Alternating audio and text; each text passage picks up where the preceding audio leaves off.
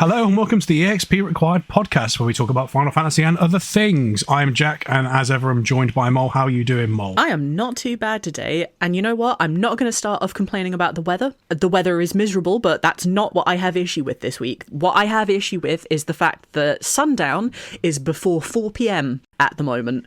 I cannot wait for December the 21st. I cannot wait for the days to start getting longer again. Quite frankly, it's just an abomination. Well, I have to comment about the wind, because the wind sucks.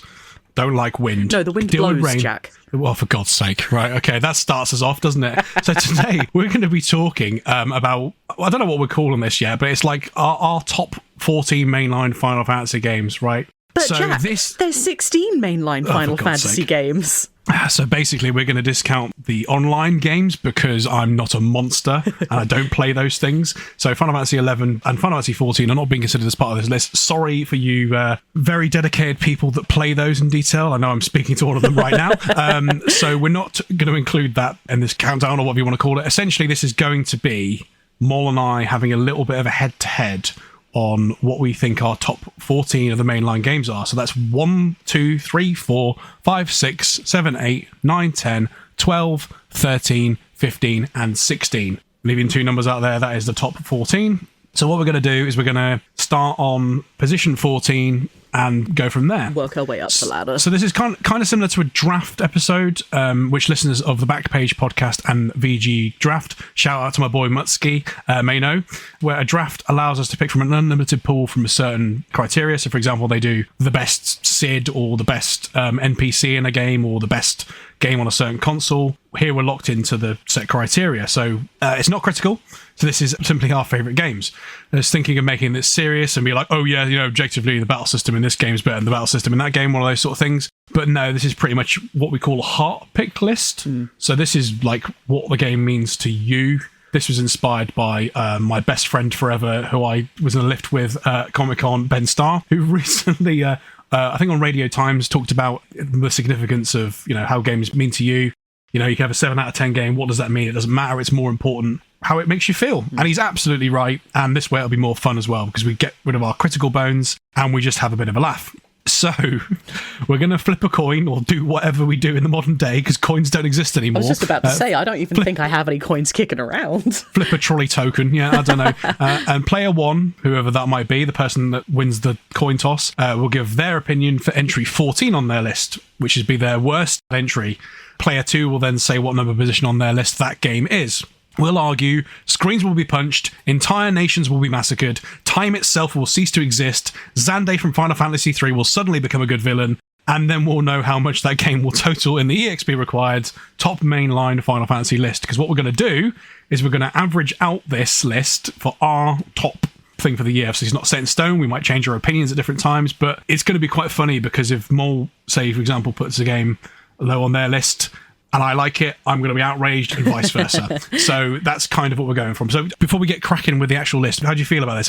What did you like about coming up with this? Or I know we talked about this offline a little bit, actually, just how's your list coming along over the last couple of weeks, and it was surprisingly difficult to put this together. I have a solid list, and I've still got notes saying that a few of these are completely interchangeable on their positions, ultimately. I don't know about you. A few of them are. I think the drama here is going to come from the ones we disagree on. There's a few we slightly disagree on, but I think when we get towards the top of this list, it's just going to be, oh yeah, fair enough, I kind of agree. Yeah.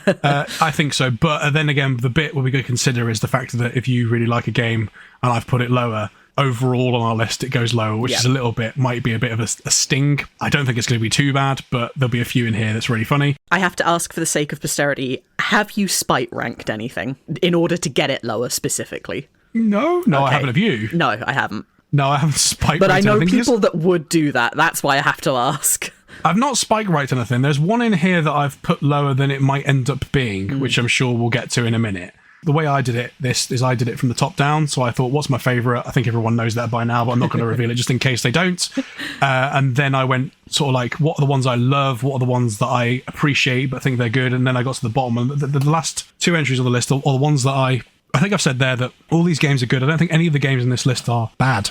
No, ultimately, they are all Final Fantasy. They have all contributed to where I am today, the way that I see the world today, the people that I've met, which includes you, Jack. Obviously, this podcast has only been around since, I want to say, May, June, July, one of those months. I don't. The pilot was in March, right? Yeah. But we've only known each other for about 10 months of the year, and this has already been fantastic. I've loved every second of working with you. Me too. Hope to God our listeners have enjoyed every second of listening to us talk about Final Fantasy. Suffice to say, neither of us would be the people that we are today without these games, so ultimately they are all number one in our hearts. I think so. And I think what I've got to add as well is that the way I've done this, because I've decided to come up with more of a heart pick list as opposed to a critical kind of list, because it's more fun, and then we get to talk about our relationship with the game a little bit and get a little bit defensive or aggressive with what we don't like, which will be funny. What I've also considered, and this isn't something that I mentioned because it's not necessarily set in stone, on my picks, I'm just considering or trying my best just to consider the game and the game's impact on me, if that makes sense. So like some of these games have had spin-offs and sequels and stuff like that. It's up to you whether you've included that in your ranking. That's fine. I'm not going to criticize you for that, but like you're just going to criticize me for all my opinions instead. We're really anticlimactic if we agree on everything. We're not going to agree on everything. but if people have been listening to this podcast, you probably heard we had a few. We're good at finding middle ground with stuff and being critical. We talked about in some of the games where we've disagreed on how good we think they are. I think we've agreed on the critical aspects of stuff. We're not complete sort of, for want of a better term, fanboys or whatever. We're quite happy to be critical about them, but that's not what today's about. Today's about having fun. So, do you want to get into this? So let's kick it off. And right. Everyone that knows me knows that I'm a fucking hater at heart. So I like that we're starting at the very bottom and working our way up. Actually, I think that's a good place to start. Right. So we're going to flip a virtual coin. Again, what would you like, heads or tails? I'm going to go with tails. Right. So if it comes up as tails, you get to choose who goes first. Right. So go. It's heads, so I get to choose who goes first. All right. Okay, I think I'll go first. What a surprise. So my 14th entry, the worst mainline Final Fantasy game, it's not an online game, is Final Fantasy 1. Right. So it's not that good, it's not that bad, but I think every game after it bettered it. Storyline's a bit naff. Places don't change when events happen, so people in towns will say things like, are you going to kill the fiend that rules over us, even though you've already done it? That sort of thing. Bahamut's a dick. The encounter rating's appalling. Matoya's a little bit weird, living in a cave on her own, but the soundtrack's banging. I think like I've got good memories of playing this game, but actually a lot of the good memories I've got playing this game are playing Final Fantasy 2, which came along with it, which had a much better story. Again, it's still a very good game, and without it, we wouldn't have the rest of the series or wouldn't be talking now. So I respect it in terms of greatness, but in terms of goodness, yeah, I'd rather play any of the other games, to be honest with you. Except for Dirge of Cerberus, but we're not talking about that now, so... Honestly, I'm with you. Final Fantasy 1 is also in my 14th position. Oh my god. I know, right? Now, this I thought that might happen. Now, this isn't to say, just like Jack just said, this isn't to say that this is a bad game or that I didn't enjoy it, because I did enjoy it every time I played it as a child. I know that we've talked about our pasts with the game with specific entry episodes, but yeah, I think a lot of what I feel like I enjoy about the game now comes from nostalgia more than anything else. You know, don't get me wrong, it was fun. I enjoyed my time. As you said, the soundtrack is banging. Anyone who thinks that the Final Fantasy 1 shop theme sucks is not my friend. That track is the best track in the entire series. It has shit like Gulg Volcano and the Overworld theme. It doesn't get better than that, honestly. Matoya's Cave is amazing as well. Matoya's Cave. It has Matoya. We love an old crotchety swamp witch, quite frankly. Yeah, I've mentioned there she's a bit weird, but I do like her. Ultimately, it also introduced things that then went on to become so much better, and I don't know about you, I love those original sprites so much. That original red mage, the original white mage, black mage fighter, they're just so iconic, but it's not good, is it?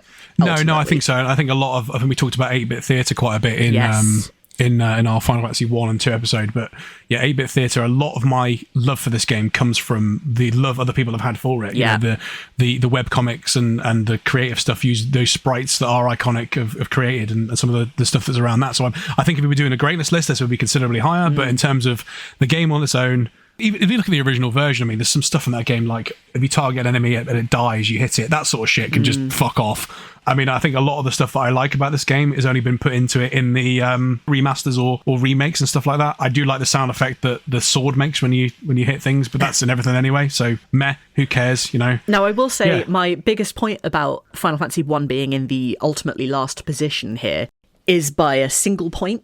And that point is there is very little direction in this game as opposed to the next one on our list. I'm not someone that... Your list. No. Our list, Jack. What are you talking about? Yeah, fair enough. No, I'm someone that very much doesn't like having to look stuff up when I'm playing a game for the first time. I think it's bad video game design. I appreciate guides being out there because ultimately I do use them, but I try not to. Final Fantasy 1 to me is fucking impossible without a guide in any respect, which really, really brings it down. If I put the game down for a week and my memory goes poof, as it so often does, and I come back to it and go, the fuck am I doing? There's no journal system, the NPCs aren't going to tell me shit. That's the main reason that this is in dead last for me. Fair enough. I mean, that's a lot of stuff in the era is like that. Legend of Zelda, the first Legend of Zelda games like that. But I think a lot of people tend to like that because they played it and they spent hours learning where things were as a kid, so they're never going to get lost. Yeah. It's probably the same with this one. Yeah, I agree with you there. It's a bit naff. So I guess we could change order then. So do you want to give your 13th position on this list? My 13th position game is Final Fantasy 3. Of course it is. Of course it is. Again, the only reason that Final Fantasy 3 isn't in the dead last position is because there's a bit more direction and I remembered things a little bit more clearly when I got around to playing it. This was in my 8th position, this game. 8th position? I know. It's a heart pick. I can't shake my love for this game. I mean, we talked about this quite a lot on the episode. Again, my history around playing the original ROM, the original NES ROM, finding the translation, and I don't know, something about the way it's presented is just ingrained in my soul. Aria's theme is amazing, by the way. Yes. Putting that out there. I don't think we mentioned that in the episode. I think Aria's theme is supposed to actually the first theme for a single character in the series. Introduces summons, Moogles, and the job system. It is objectively not as well designed as, say, Final Fantasy V and some other games. There really are clunky design.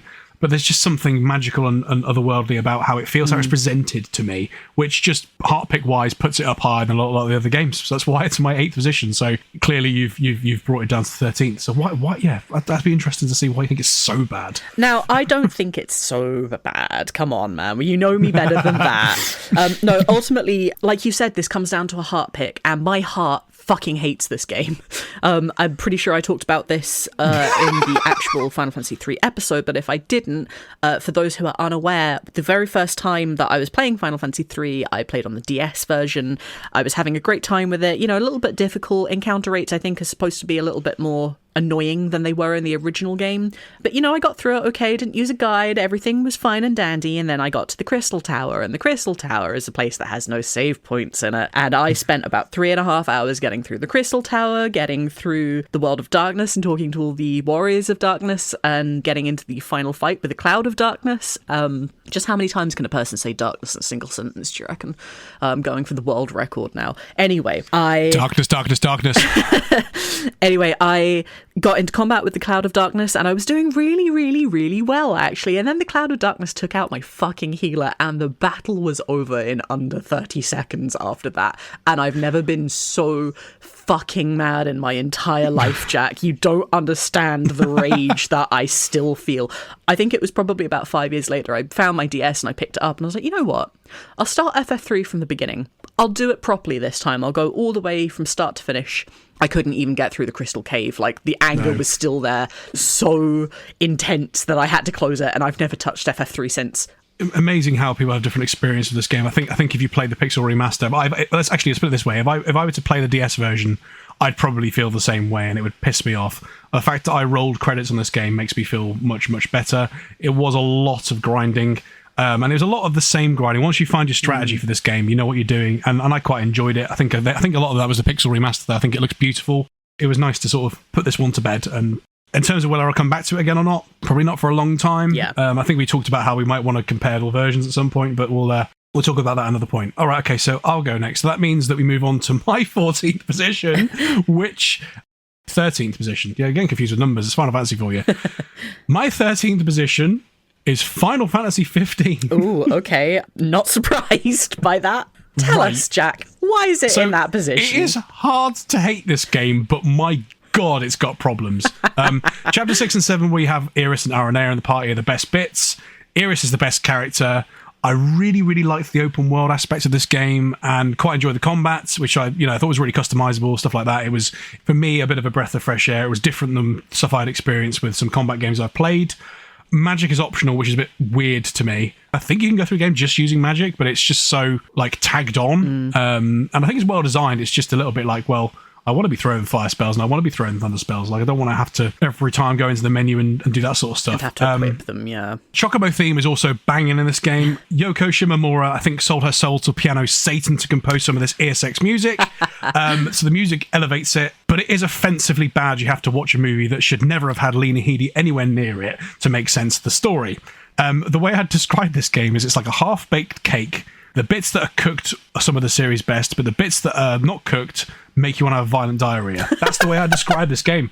Wow. Also, I want to ride my Chocobo all day 15 times from Prompto. I want to ride my Chocobo all day. It's just ridiculous. And I've cooked another recipe every 5 minutes. What? Well, how else are you supposed to know that Ignis is ready to cook you a fucking meal, Jack? I found another but it's every 5 minutes. The man's obsessed with cookbooks. I mean, have you never had a good sandwich? Not off him. But anyway. Wow. Yeah. Ignis, don't listen. And the bollocks bit where the party splits up and you have to use Noctis's ring to kill enemies can get in the fucking bin. That's awful. That is terrible. Again, some really good parts about this game. The whole set piece with Luna Freya and everything like that. But yeah, it had to be put in this position, So Final Fantasy 15 for me actually comes in at position 11. Okay, not far away then. No, not too far away. Like you said, it's not the best game in the world, let alone in the series. Its story is underbaked, underperforms, and it just generally underwhelming. It's a Final Fantasy game by the skin of its fucking teeth, as far as I'm concerned. The characters are okay, but I feel like the characters in my head that I remember are better than the characters in the game. Sometimes their relationship just doesn't make sense the way it's presented to me, and I have to fix it in post, which I shouldn't have to do, quite fucking frankly. And I'm seeing that as a trend more and more with video games these days, and this is a criticism as a whole. Stop giving me games where I can see the concept, but you're not selling it to me, because then I have to fucking fix it. And I've got better things to do with my time than write more fanfic, for God's sakes. What could you possibly have that's better than writing fanfics, Ball? No, I get it. Jack, do you want me to be on this podcast or not? No, fair enough. Yeah, no, fair enough. That's technically what we're doing, but we're writing fan journals, aren't we, really? Timber Maniacs we're writing. Yeah, I agree with you insofar as the soundtrack is phenomenal. I don't, however, think it's Shimomura's best work. I think her work on the Kingdom Hearts soundtrack... Doesn't need to be, though, does it? I mean, everything Shimomura does is just... No, that's a good point, actually. I don't know, every time... There are pieces in the Final Fantasy 15 soundtrack that I listen to, and I just think, this would work better in Kingdom Hearts than it does in 15. You just want to see Noctis meet Mickey Mouse, don't you? Hi, fella! I can find your sword for you! Would you believe me if I said I genuinely never considered that before, but now I'm thinking about it, you're right, I want that more than life itself. Imagine if you're going around and finding the flipping swords as Noctis, and you go to this cave, and fucking Mickey Mouse steps out. That would be the coolest thing in the world. I would shit myself. That would be brilliant. That would have made the game better. Yeah. Ultimately, I know we talked about this in our episode. We're going to be saying that a lot, aren't we?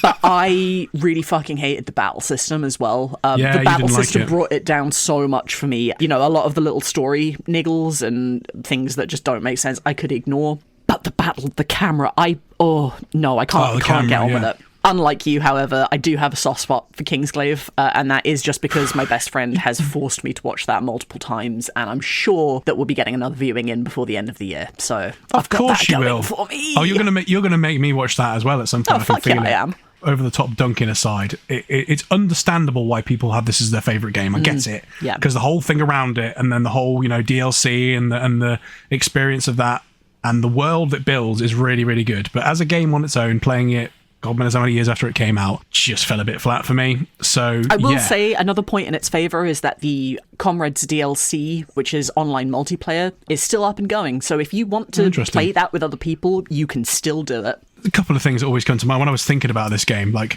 it's weird how some of the quirky, weird shit just got stuck in my head. So, like, one of the things that just comes into my head is just flipping when Arden is pretending to be Prompto, and he's just like, "Yo, dude, don't hit me. Yo, dude, what are you trying to do?" That's one of the quotes that comes to my head.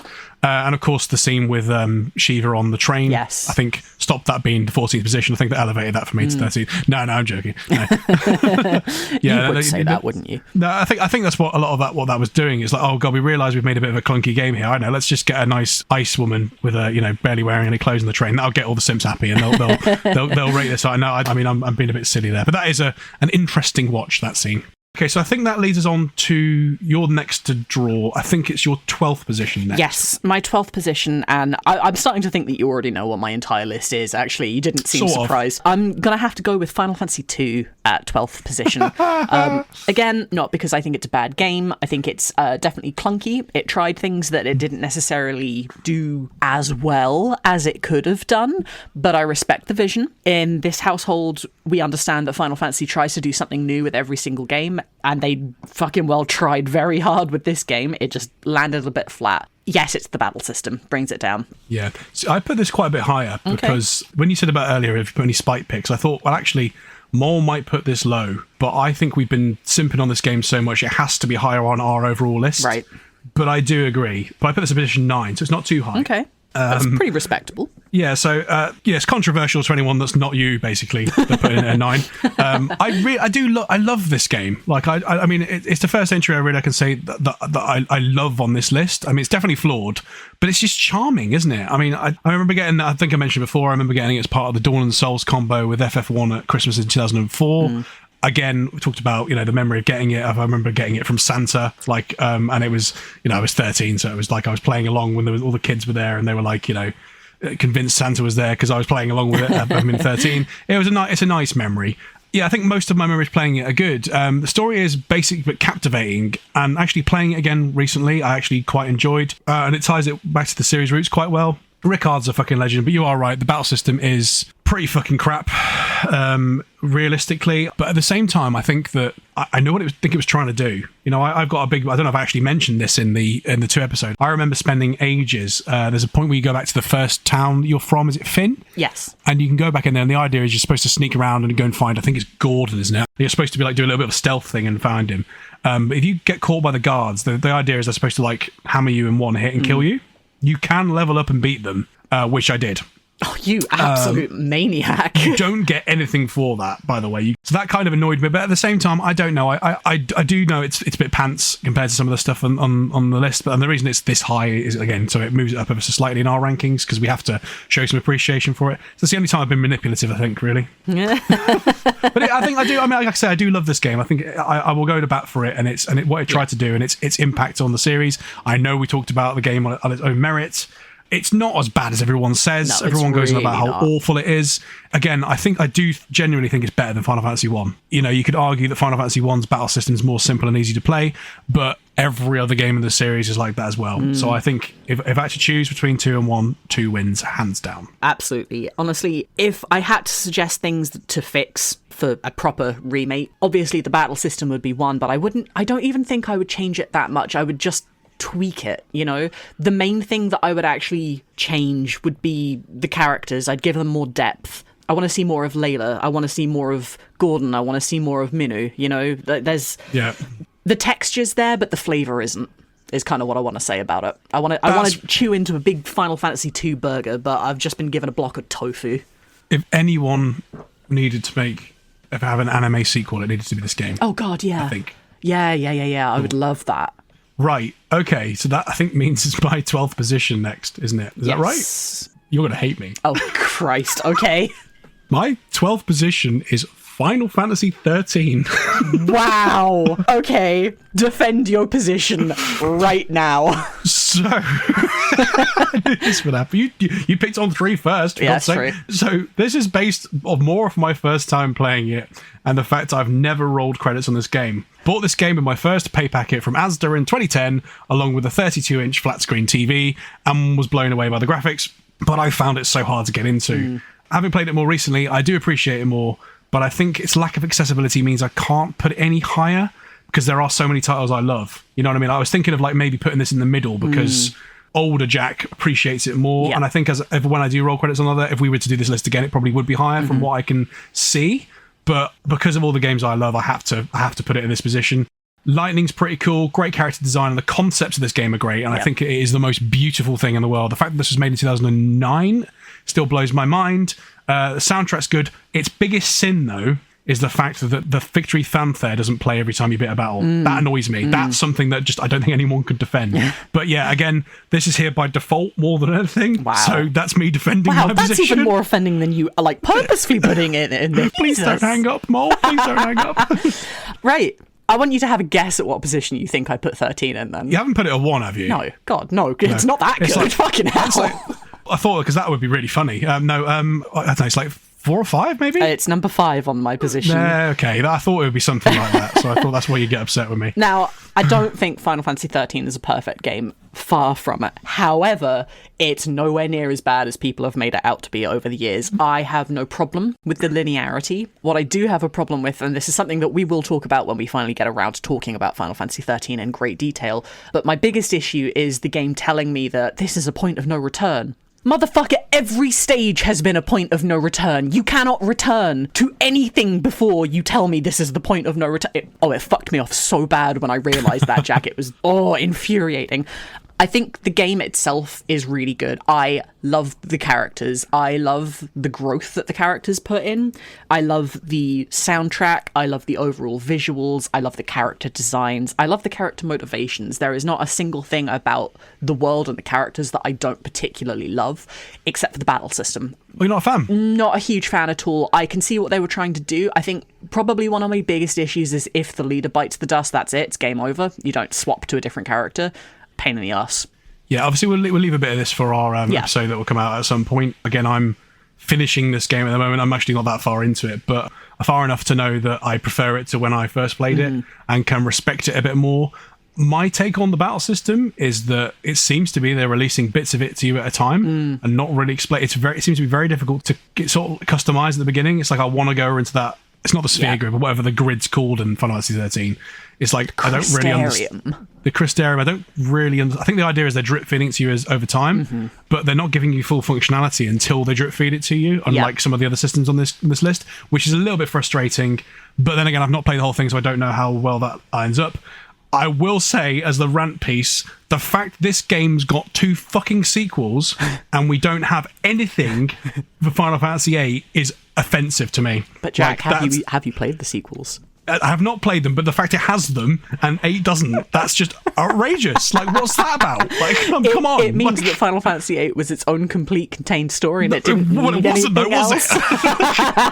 like, that's just like, I mean, we'll get to other sequels later on, but it always felt to me, apart from 7 now, always felt to me that the games that I didn't vibe with as much got sequels, and I was like, why? Isn't why that always the way, though? It's the same thing. I see something that I like in Sainsbury's, and like in a month, they've taken it off the fucking shelf for good. Yeah, Citrus Sharp Polos. When this podcast is like millions of views, I will make sure that Citrus Sharp Polos become a new thing.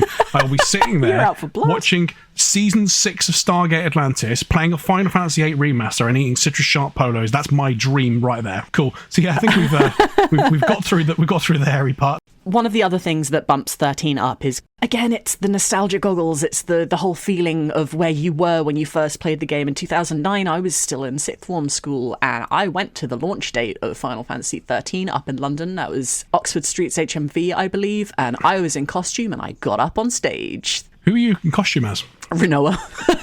Of course you were. That's cool. Have you got any pictures of that? I do, actually. I have linked them on my Twitter account, which is publicly available for everyone to see. It's not locked or anything like that. I can absolutely share them with anyone who's welcome to ask. There is video footage of me being called up on stage and Alex Zane asking me how I've been and where I'm from. Oh, that's nice. You kept that from me. I thought you were going to win. That's cool. I like that. I don't hate this game. I think it will change. If we were to do this next year, I'm sure it will probably be in a higher position. But I think that means that next is my 11th position on this list. Yeah. My 11th position on this list is Final Fantasy V. Final Fantasy V. Okay. Yes. Actually, I don't know why I'm surprised by that. Possibly the series' best battle system. Job system here is peak RPG. The fact you can multi-roll everyone by teaching them jobs to level them up is really good. Changing jobs and keeping certain abilities is that is cool. Fond memories playing it from a battle perspective, but the story and setting are beige. They're just beige. There's no other way of describing them. Some of the core characters are well thought out. they don't have enough banter or conflict to me to give a toss about any of them. Like, apart from Gilgamesh, who makes his first appearance here, the villain is an evil tree with knight's armor on. That's what he is. I mean, what is that? That's just the most weird thing in the world. Jack, that's cool as fuck. What are you on about? I mean, it's weird, though, isn't it? I mean, I like it. I do like it, but it's like, it's weird. It's not explained in like the lore or anything like that. I do really want to love this game, though, but I just can't quite manage to do it. Again, my memories of playing the RPG and the customizability of it are fantastic. The memories of the story are just like loads of scenes of Mid and Sid walking on a ship is all I remember. Also, the game makes a big deal out of Boko being your pet, and each of the characters having like a familiar or pet, but like, what the fuck happens to them? Well, Sildra dies. That's a good scene. Boko just fucks off for most of the game. Boko goes and gets fucking mad chocobo puss, dude. But yeah, Boko bangs a chocobo lady. I put it there. You put it. That's an interesting one. I mean, it's like most places you go, it's just like, oh, sorry, Boko, chocobos aren't allowed in here. It's like the whole marketing around the game is it's like they're segregating guide dogs and like real dogs. Real dogs. Guide dogs are real dogs. What am I on about? Boko's a guide dog. Guide chocobo. Guide chocobo. No, it's just a bit weird. I thought that like Boko would be more involved with it. Like there's bits where you get other chocobos in the game, and it's like, why couldn't you have brought Boko into that? It makes no fucking sense to me. It's like, what? It's like they did in 6 as well. It's like Mog is a massive part of the marketing of that game, but it's optional, completely optional, but for like 10 minutes. It's like, it's a bit weird. I think there's a few things that fell flat for me. I do love the Warriors of Light, or the Warriors of Dawn, or whatever they're called, passing the torch. That's amazing. And it is a good game. This is really, really good. And again, it's another one of those ones where I can understand why people will have this as their favourite, because the game mechanics are spot on. Yeah. They are incredible, especially for a game this old. Yes. But it's just, again, it's just like, I don't know, it's just like a blank slate. It's like, you know what it feels like? It feels like when you open a colouring book and there's a pretty picture there, you've got to colour in yourself. That's a really good analogy, actually. It is, isn't it? That's just what it feels like. It's just like, I want it coloured in. I want to look at a nice bit of artwork. I don't want to look at a black and white thing on the wall. I've got to paint by numbers. and the problem is with this game is some of the numbers are in different places. You know, it's just a bit weird. It's weird though how the chocobo you get in Final Fantasy 9 gets more development than Boko does. I don't like the way that you've said that. It does though, doesn't it? I'm not disagreeing, but I don't like the way that you've said that. What's wrong with how I said it? I just don't like it. Even though he gets mad chocobo puss, as you put it. I mean, like, to be fair, that's the development any of us can ask for. Right, so where did you put it on your list? So I have to admit that originally 5 was actually higher on my list, and I had to really sit down and think, and I wasn't using my critical brain, I was still using my heart brain, but ultimately 5 comes in at position number 9 for me. Everything that you've said, I take no umbrage with. I think it's a fantastic game mechanically. It's just, It's bland, ultimately. I like the humour in it. I think it landed for me. I just don't think the characters have as much personality as they could do. The world is brightly coloured. It's fun. I like exploring it. I like the fact that, you know, the ultimate reveal that the meteors are being used as a public transport system. And I have to disagree with you. I like Exdeath as just a fucking tree in armour. Like, I just think that's so stupid that it wraps all the way around to being cool. I think it does on its own in isolation. I like Exdeath's design. I like that. But it just doesn't fit with the game. Like, I highly disagree with you there. Oh, really? Yeah. I just think they couldn't decide whether this game was going to be serious or silly. That's the problem I've got with it. You know, it's like, we're going to blow the world up. I'm a tree. Blah, blah, blah, blah, blah. It's like, what? What's that about? It's like completely silly. See, it's now like, going back to your comment about FF2 needing an anime like adaptation or a sequel or something. This one does have one. This one does have it. I have watched it, and just like the original game, it's just so charmingly stupid that it wraps all the way round to being like kind of fucking incredibly good. And the fact that it's animated by Madhouse really doesn't hurt. I think it's just the fact that the intro to this game is really good. one of the series' best, but it's a really dark, dingy intro, and then the game's like, lol, ass, what? Like, what's going on? Like, it felt like that was an intro for a different game. Yeah. You know. Yeah. No, I think that's really what it is. One. Tonally, it's all over the place. I mean, again, like those things in isolation, I like. Everything Gilgamesh does is amazing. Yes. I don't think it's his best appearance, but it's his first appearance. I love the whole like thing of him going into the void. Again, the design of the world and the world combining together. I mean, from a technical perspective as well, the fact they managed to pull that off on a SNES cartridge is really, really cool. Again, I respect this game a lot, but I don't love it. See, I think ultimately what it came down to for me, and why it ended up moving positions as well, was me having to remember that I don't prioritize the battle system. I've never prioritized the battle system in any game, no matter if it's the best fucking game in the world. I prefer story and characterization every single time.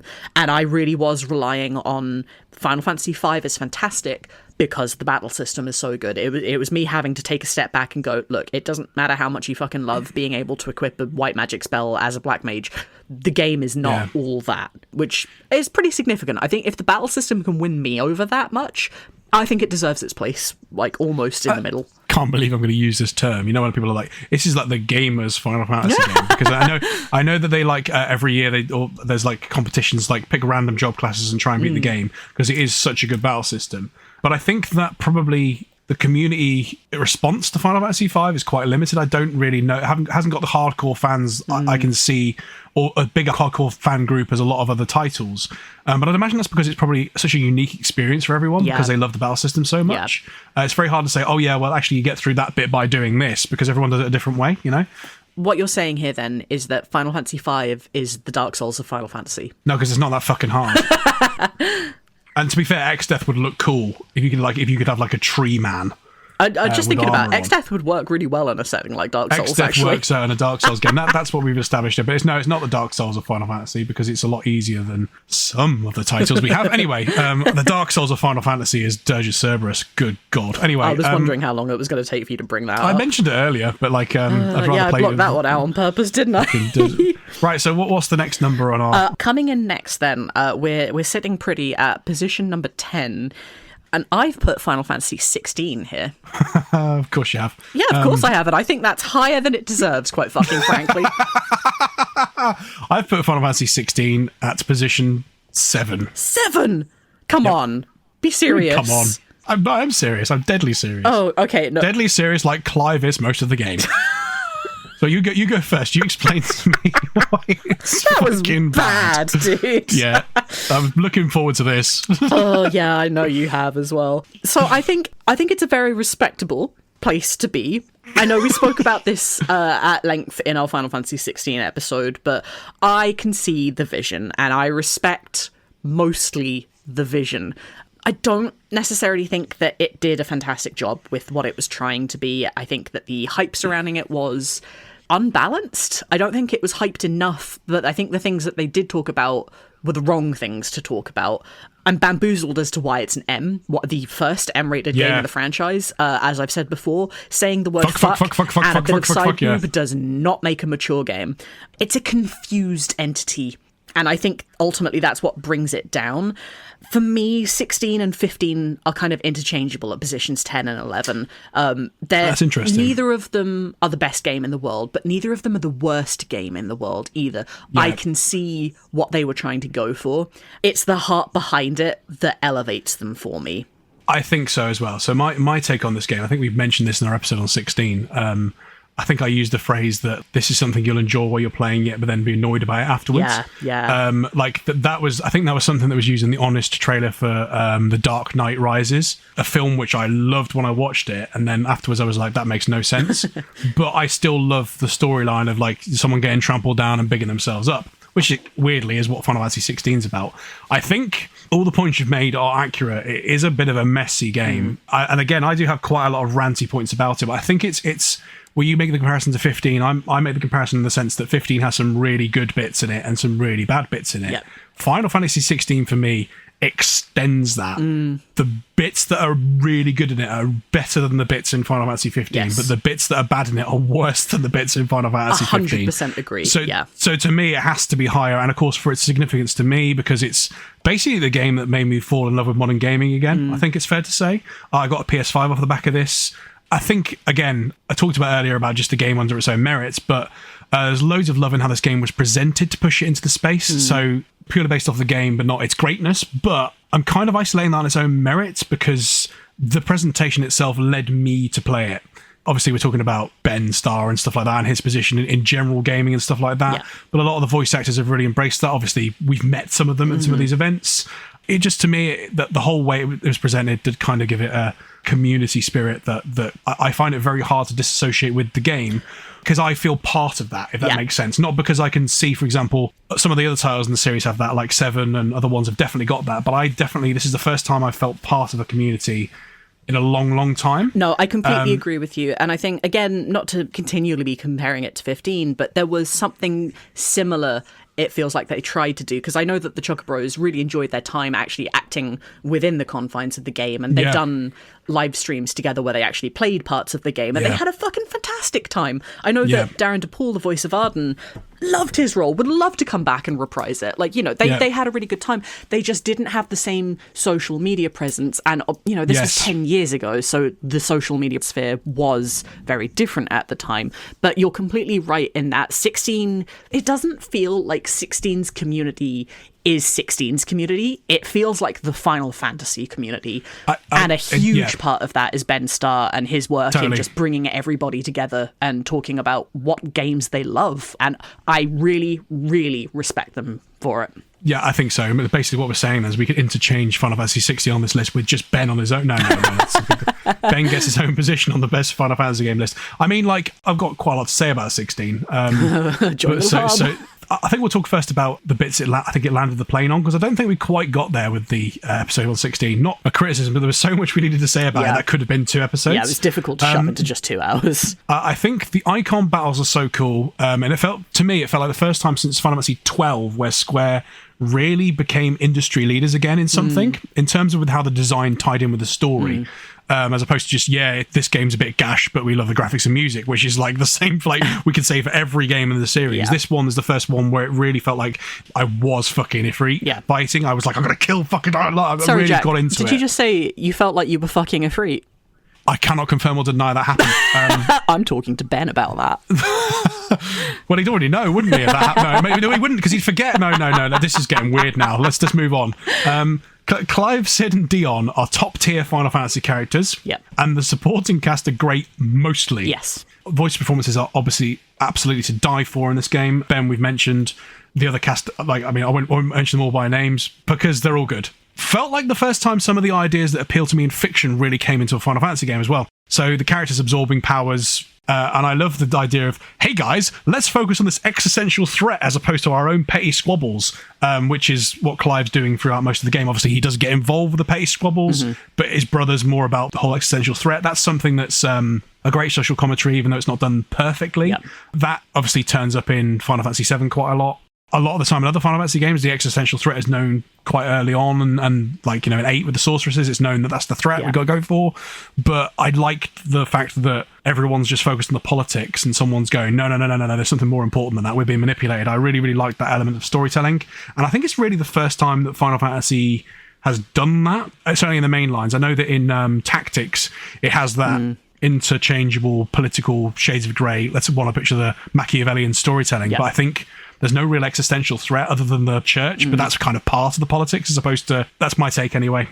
Lots of really frustrating stuff. Here we go. Lack of any well-rounded female characters. Yes, the casual misogyny in 16 really takes the cake. I mean, Clive's mum you just love to hate, Benedicta is cut out of the game too quickly, and Jill is sidelined. So I think there's potential for them to be good characters, and again, they're all well acted, but a lot of that you pointed out to yourself. Again, I didn't realise, oh yeah, you're right. Yeah. Oh wow, I didn't realise, because of course there's lots of female characters in the game, but they just haven't got any depth, really, that is presented well in the narrative. I'm not sure about the subsequent active time law stuff. I'm sure there's other stuff in there that might help. I thought you meant the DLC for a second. Right. No, let's not talk about the DLC. That's another thing, right? Being able to get that fucking DLC working, you got to play this side quest and do that side quest. That's outrageous. NPCs are also pretty unlikable a lot of the time, which kind of adds to the art, I guess. I think the idea of a lot of that is that the NPCs are supposed to not like Clive. He's supposed to win them over. But, just makes it a bit of a slog, really, doesn't it? Makes it a bit of a slog, because there's that fucking Burke-faced the blacksmith guy. And he's like, I'm really sad. And it's like, I just want to upgrade to my slightly better blade too.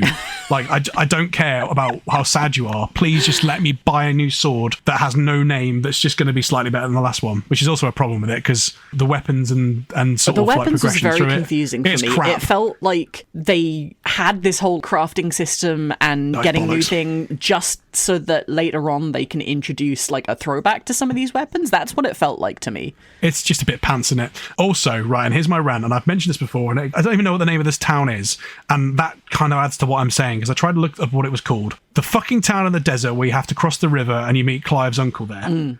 Where you sit down in the bar and Joshua's upstairs, and it's one of those... just missed each other moments. Almost missed each other. Fuck that town. I hate that sort of the design you've got where you've got like the radar, whatever you want to call it, like a mini map pointing you towards somewhere, but you have to go up 3 flights of stairs and stuff like that. It reminds me of a game called Command & Conquer Renegade where you're on a ship and your radar says it's right in front of you, but it's actually right at the bottom or right at the top.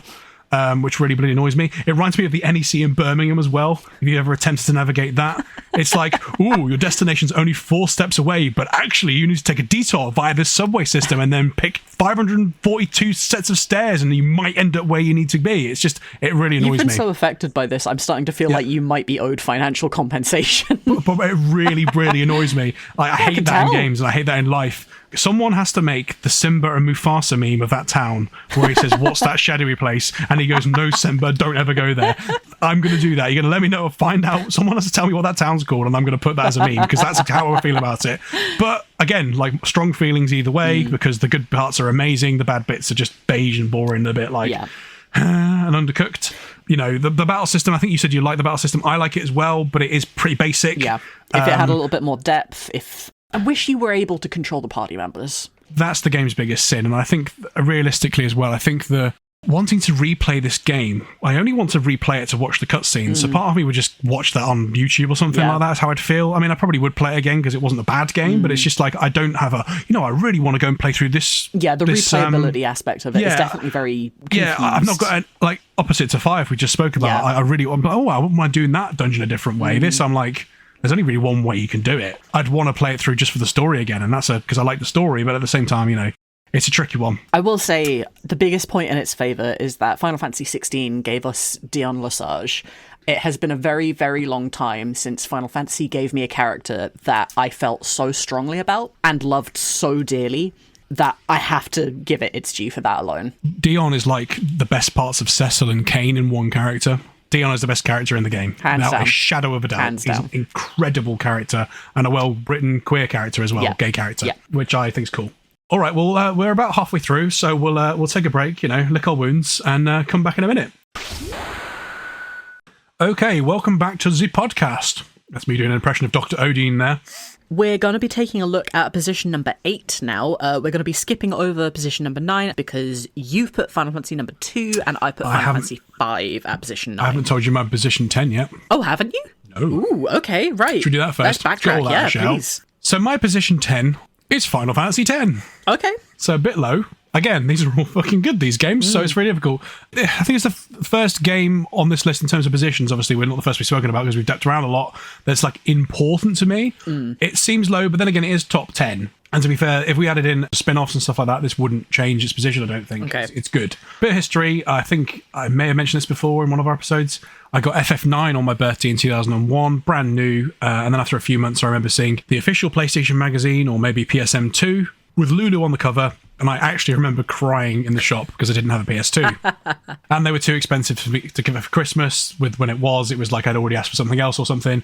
PS2 for me was this sought after thing for me for so long. I remember playing this at a friend's sleepover along with Metal Gear Solid 2 and Dragon Ball Z Budokai. And I saw it as like the future of gaming. So it's definitely an influential game on my life. It's important to me. And it felt like a party I wasn't allowed to be part of for a long, long time. Played it since. Again, another game I've never really rolled credits on, per se, but I have like watched the end of the story and I know what happens and stuff like that. Yeah. It's definitely a great game, but it never quite sunk in the same way some of the higher titles have with me. You know, even though there are some really objectively good battle design stuff, what they did with the ATB, moving that on, was quite an interesting design, and there's some really good stuff in it, but Blitzball can do one. So. Thankfully, I don't think you're alone in that position. Like you, Final Fantasy X was a surprisingly large part of my life when it came out. Like you, I didn't have a PS2 at the time. It was ages. I think it was probably about 10, maybe 12 years before I was actually able to play Final Fantasy X after it released, because I just didn't have a PS2 for the longest time. But my friends that did have PlayStation 2s were really, really into it. And I think a lot of what I enjoyed about it back in the day was me making myself talk about it and enjoy it, and learning it secondhand via osmosis from them. It's a good game. I appreciate what it does, and I appreciate the spin that it takes on stuff. But it's not my favourite game, obviously. I think I've said that before, actually, it would have been our second ever episode, actually. Yeah, I know. But I know people that consider it the best of all Final Fantasy titles, and Obviously, I can't disagree with someone's opinion. You are completely entitled to hold whatever thoughts you have about, whatever you want, really. So I can see the merit in Final Fantasy X, and I can see why people love it so much. It's just not for me. Having said that, comes in at a very, very respectable position number 6 for me. So it's higher for you than it was for me. Yes. That's interesting. I thought it would be lower for you. That's what I thought initially as well. Ultimately, I think what it comes down to is the world was so inviting. The characters, I thought, were really well done. Even if the overall theme of everything didn't really jive for me, there were parts, I think, when I finally got to Macalania, which was, about 20 hours in, 30 hours into my playthrough, I was kind of like, now it's hitting for me, but it shouldn't have taken this long. Yeah. It's a good game. It sits where it sits. I'm happy with it, though. I think that I really want to dig more into this game and, do multiple playthroughs, get all the Dark Aeons, all that sort of stuff. Yeah. Because it doesn't offend me in any way. It is really good. I think that would be great for us next year to talk to more people that really like this game. Yes. Because I think you mentioned with our episode with Game Dev with May that you'd like her to explain to you her opinions on 10. And I think in that episode, she said about the extension of some of the themes in 8. Yes. So I believe this was Yoshinori Gataze returning to the series as director. Or something, but certainly it's got more of his DNA in it, and it feels a lot more like a natural progression from 8 than 9 does. Mm-hmm. I think a lot of the reason why this game's so popular is probably because of the PS2 and the fact that the PS2 sold so many copies. Loads of different games became available. I remember this becoming platinum very, very quickly, even though I never owned it till much later. And of course, the sequel came out as well, which was just like, oh my god, I can't believe they've made a sequel to this game without all the games I want. It felt a bit annoying at the time, but bear in mind I hadn't played it at this point. But I think the reason that we just mentioned there that a lot of people think it's their favourite Final Fantasy or it's the best Final Fantasy. I think I can understand why it's people's favourite, but I would argue it's not necessarily the best Final Fantasy because I don't think it covers all the themes the Final Fantasy series does. I don't think it captures the whole element of the Final Fantasy experience, but I do think the bits that it does capture, it captures very well. Yes. And I would say, and I think I said this in the episode or at some point, that I think that Yuna is the real lead character of the game. Yep. Because, kind of Tidus, whatever his flippin' name is kind of like the guy that's along for a ride, and Yuna does all the stuff that Final Fantasy protagonists do, goes on the same journey as the protagonists. Yep. And I can understand why she was made the lead in the sequel. Obviously, we talked about how we actually quite like Final Fantasy X-2, I certainly do. Yep. That's probably the game in the series that gets the most undue hate, I think, because it is a very good game. Yep. I can understand tonally it was very different than 10, and I can understand why people might not want to, might have not felt the vibe with that. I get it, but at the same time, I think that the point I'm making is that Yuna is a brilliant character. Yes, and I think one other thing that's just occurred to me as well is 10 is one of those games that gives me the warm fuzzies because it was one of those ones that I used to go into game stores when I was a kid and pick up off the shelf and just look at the back of the box. And there's Beautiful something box. About the back of the box is just so nostalgic for me. Like, that's one that sticks with me. Definitely. It felt as well like this seemed to be to me when I was younger that because a lot of people had PS2s, ironically I didn't, but I'd also had all the PS1 games for Final Fantasy, that where people more in the mainstream started talking about the series a bit more. It became part of the staple of your diet for gaming. People liked their sports games and their shooter games and, Dynasty Warriors type games. And then Final Fantasy X was on people's shelves quite a lot. It was the feeling I got maybe from talking to them and maybe seeing it on people's shelves as opposed to like Final Fantasy 7, 8 and 9, which felt a little bit more niche to me. Sorry, it's did you definitely just a great say the game. words Final Fantasy 7 and niche in the same sentence? Well, no, certainly not niche within the gaming community, but there's only gamers had it. It wasn't like right, okay. Everyone was talking about it in the classroom. Yeah. You know what I mean? So niche in terms of like pop culture at the time, certainly Final Fantasy 7 isn't niche, especially not now. No, God, no. But it wasn't culturally as impactful as say it is now. Like in the direct, people weren't coming into school with Final Fantasy 7 lunchboxes. There might be one or two kids that had a little bit of merch with Final Fantasy 7 on it. Whereas 10, because everyone had a PS2, it just felt a little bit more in there. Yeah, I guess that makes sense. That's kind of what I was going for. So niche, no, Final Fantasy 7 and niche do not go in the same sentence unless it's that context. So yeah, that's my 10th position, and you said you put it at 6, right? Yes. So what's the next in the... Right, so now we really are going to be about. going to position number 8, and this is one that I suspect you're going to have scored differently to me. I know what you're going to say. Position number 8 for me is Final Fantasy 6. Oh, okay. That's interesting. I kind of think it's slap bang in the middle because it's a fantastic world, it's a fantastic game. I enjoyed every second that I had with it. But there was a lot that I thought was quite clunky about it. I think the cast is far too large for its own good. You could axe a good half of it and wouldn't make any difference whatsoever because it's just not necessary. I liked the attempt to do something different with the battle system, but I'm not 100% certain that it really fit. I liked that Terra and Sally's are the only ones able to cast magic, and then everyone can do it later on. And granted, you have to grind the motherfuck out of that game to be able to get everyone to use magic, but it still felt a little like, okay, well, now we're just going to homogenize everything. I think that it did a really good job of showing the before and after of an apocalyptic event. Yes. But like we discussed before in our Final Fantasy VI episode, Kefka is not the world's most empathetic or sympathetic villain.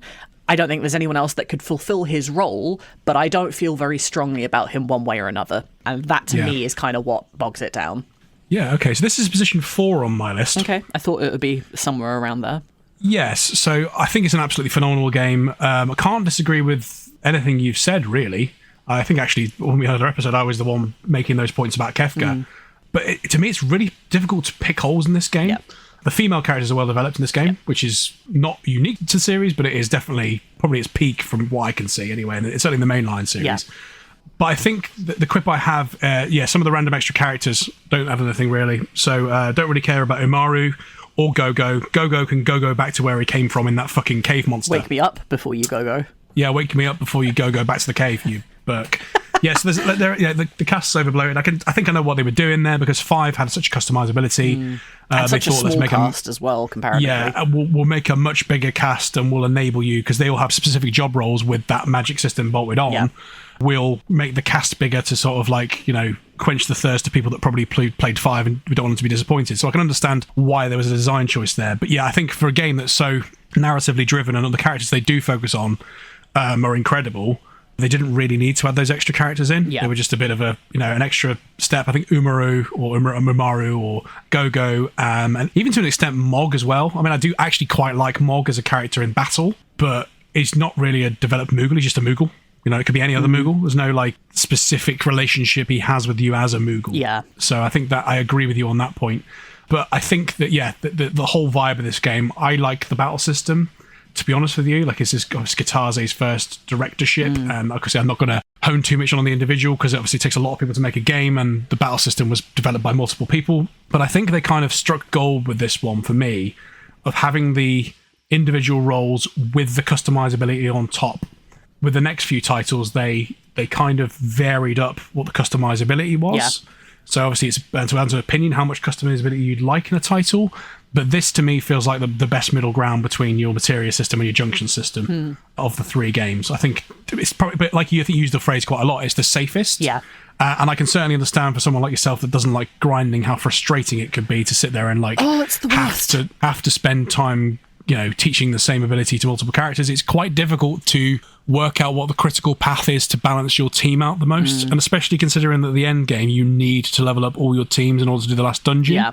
It's a big grind fest in the middle, and it kind of considering the fact that it's a very point-to-point, really, really well-driven story experience, and then you get to the World of Ruin where everyone's back, and then you have to spend ages and ages grinding is a little bit of a nightmare. It's a pain in the arse is what it is. Yes, it is.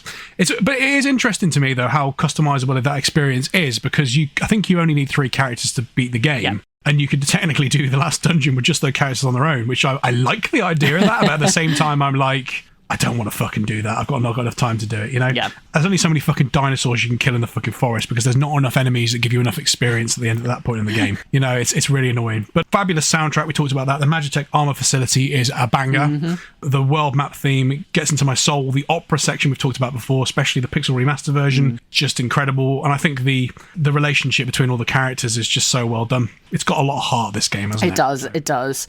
When you think about Final Fantasy VI, what's the first thing that pops into your head? Ooh, it's a feeling. It's very much I can hear, when you just said that, I can hear the Edgar and Sabin theme, and I just think of the the character designs and animations and stuff like that.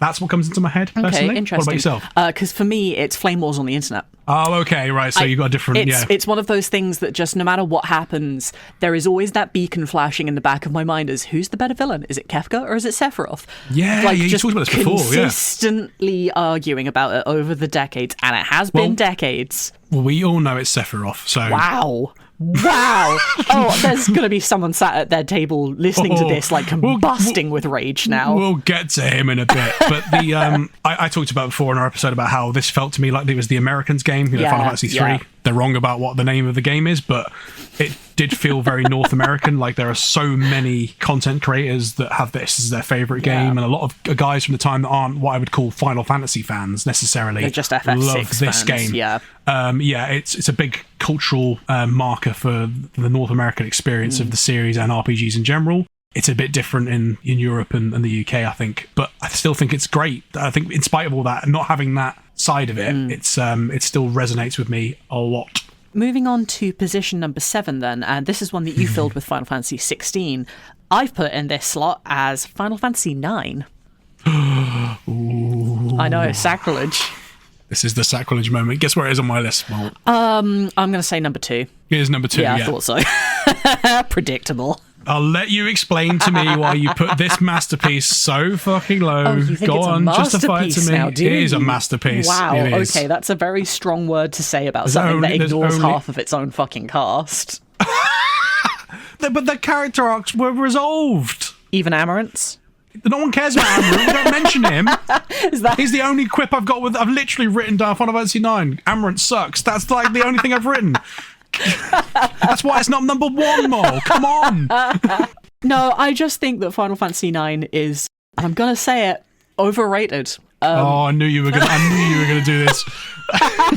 I don't think it's a bad game. I feel no hatred to like. I feel no guilt for Final Fantasy 16 now. That's it. Mitts are off. No, I don't think it's a bad game whatsoever. I do, however, think that its fan base has blown it out of the water in a way that other games haven't really had happen to them, which is really interesting because I almost feel like you just said there about Final Fantasy fans or people that played Final Fantasy VI not really necessarily being Final Fantasy fans, they're just fans of Final Fantasy VI. I kind of feel the same way about Final Fantasy IX.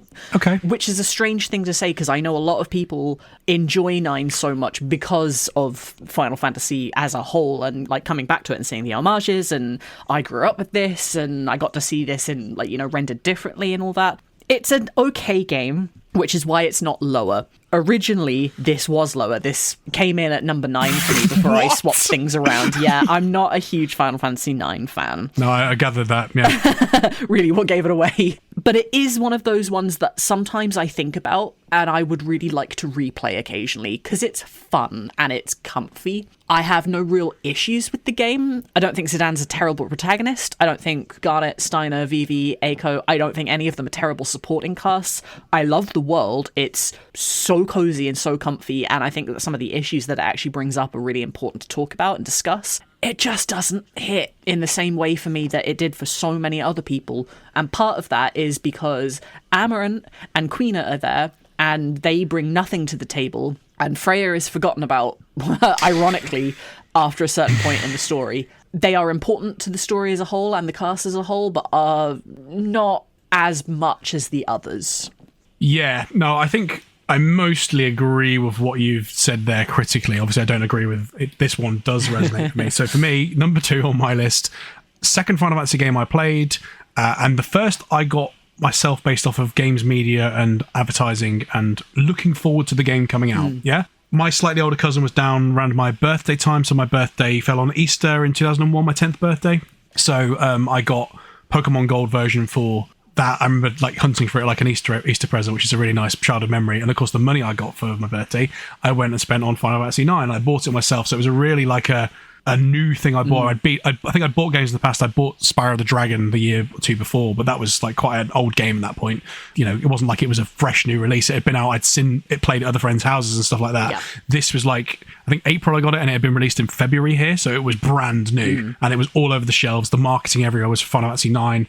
I remember seeing an advert on TV as well, which was the first time I'd seen anything like that for a series, and thought, wow, other people like this, you know what I mean, as opposed to just me and my friends, because of course this was the days before broadband and me being on the internet forums and stuff like that.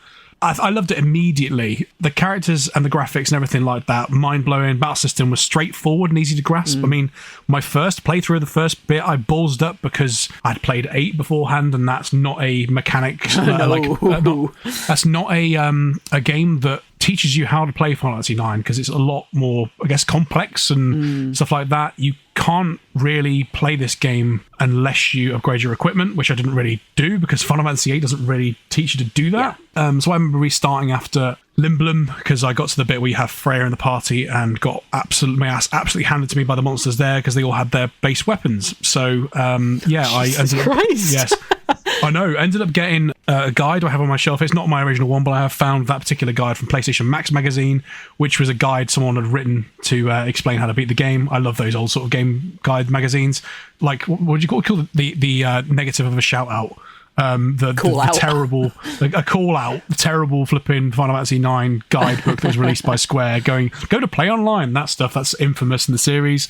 But I remember, like, again, not wanting to go too down the path of like how this fit in with the community, because years later, a couple of years later, obviously there was broadband, there's lots more fan-made guides for this game because the official guide was so crap, you know, and it kind of that tied in with the early days of broadband and community. It was my first experience of like Final Fantasy community, like reading it through the game facts and stuff like that, and people had their like jokey opinions about the characters and stuff like that. I love that. The Chocograph side quest, thought was amazing. I said here, can't say anything about this game other than there's not enough of it. I don't think that's necessarily true. That's me hamming it up a little bit because Amarant does suck. And you are right. Some of the characters get abandoned halfway through and it becomes the Zidane and Dagger show. When it should be the Beatrix show. Who's with me? Yeah, no, I do agree. But the thing is, I think that adds to the strength of those characters, though. They are so well done for sideline characters that you want to hear more of them. I suppose. I've never considered that before. And I think that, I mean, again, fucking Amarant can do one. But like, I think that it's a sort of like fairy tale love story, isn't it? You got the Zidane and Dagger love story. I think the way that is done, the way that they split off those two characters and actually create proper tension between them, and it makes sense as to why it's within the narrative of the game as to why they're, you know, that they have this crush on each other. They're sort of like opposites, but that, like, you know, there's the irony story of the fact that like he's like this royal being, for want of a better term, and she's actually part of the common folk because she's been a summoner, and they're actually in the reverse role that they've been given in society. I think that's fascinating, and it gives you a bit of a class perspective of the sort of like, you know, it's a bit Aladdin-y, isn't it? Yeah, that's a really good way of putting it. So it is, like you say, it's comfortable and smooth. It's very Disney in a way. If you've ever watched the Disney movie Tangled, I love that movie. It feels very like, I always think of Final Fantasy 9 when I watch Tangled. Something about it just has the same sort of vibe going on. It's a little bit innocent with some dark themes in it. Yeah. I mean, again, obviously we disagree on our love for this game. I think it's very, very difficult for me to not love this, but I do say I think it's there's less to say about it. So, like, for example, with Final Fantasy 8 and 7 and some of the other games, we can talk about the themes of the characters and things like that. With this game, there are things you can talk about, but it's very such straightforward overall. It's very straightforward. You could probably do a lot of theory casting about what would happen to Freya next and stuff like that. But yeah, I think because it's kind of like a self-contained thing, you know, it's difficult to really bounce anything off unless there's a sequel of some form, which is probably what they should be doing with this as opposed to remaking it. There we go.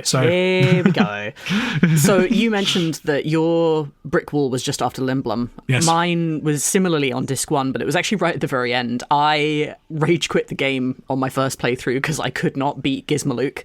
I don't know what I was doing wrong in that battle. I know at one point I used a tent and then my character got bitten by a snake and I got poisoned. I was just fucking so angry at that point. But can I let you in on a little secret, Jack? Okay. Cujo was something of an awakening for me when I was a young one. No, this is cool. Go on. I don't know if this was kind of what happened in your school, but at some point, I think it must have been like year 5, year 6, we were told, you know, you can cover your books with pictures if you want, like your bookbinder, and you can make it your own, you can make it personal, and I printed out so many pictures of Cujo. And then I wrapped it in sticky back plastic so no one could, like, if I spilled shit on it. Oh my god, the fucking looks that I got is cool. Because everyone else is like, oh, you know, Barbies and pop bands and shit. And I'm just there like, I have a crush on a fictional character who's a guy that looks like a girl. And everyone's like, the fuck is wrong with you? This is why you don't have any friends, you idiot.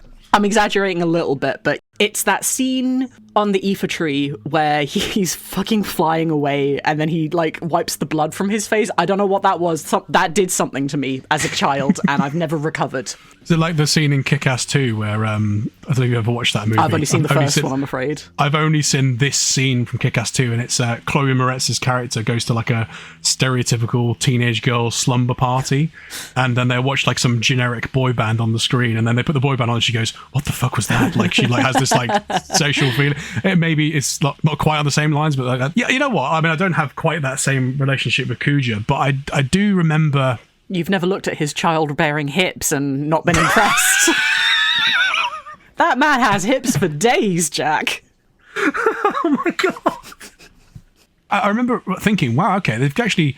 I probably didn't think it as coherently as an adult, but I remember like Kuja wasn't the stereotypical super bad, flamboyant bad guy. He was, you know, he's a real threat, but effeminate as well, and frightening. Yeah, that was cool. That was like, okay, this guy isn't the sort of stereotypical, you know.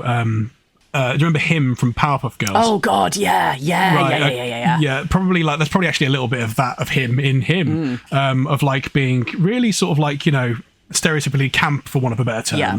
But also horrifyingly frightening as well, because I wouldn't cross Kuja if I met him. I think the fact that he's so much taller than the cast as well is quite intimidating. And every time he appears on the screen, especially with that theme song, which is a fantastic song as well, it's good that with the whole thing when you fight him finally is great, but the guttural sort of percussive music that comes on, that's really fucking scary. And even I think it's called Wicked Melody when it plays when he appears.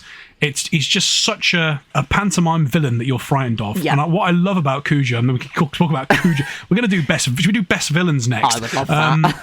Kuja's the villain, but he's the most sympathetic villain in the series, I think. Oh, okay. I think that one's probably well, maybe not the most, words, but he's I get certainly one of the most sympathetic villains. He's certainly a sympathetic villain. You can relate to him. Yeah. And I've always loved it in storytelling where they've had a character flip the table. I love it in, I'm going to say it, it's the first time I mentioned this episode, but Dragon Ball Z, Vegeta was a character that's everyone's favourite. There's quite a lot of the storylines where the storyline completely takes a turn because Vegeta's gone, fuck this, and blown something up. Kuja does that on Terra when he blows it up.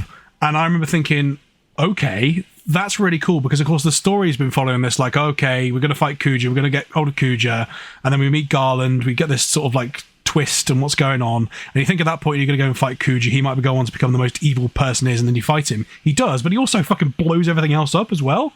And it's like Kefka. It's very similar to what Kefka does, but this feels a lot more personal and venomous, and it's like, what is this guy gonna do? You know, it's like it's brilliant. I think he's gonna shimmy away, Jack. That's what he's gonna do.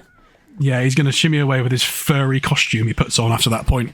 Was it the furry stuff you had on your No. God, no. I always hated the trans outfits. It's his appearance when he turns up in Burmecia with underdress for the weather, like every Final Fantasy character.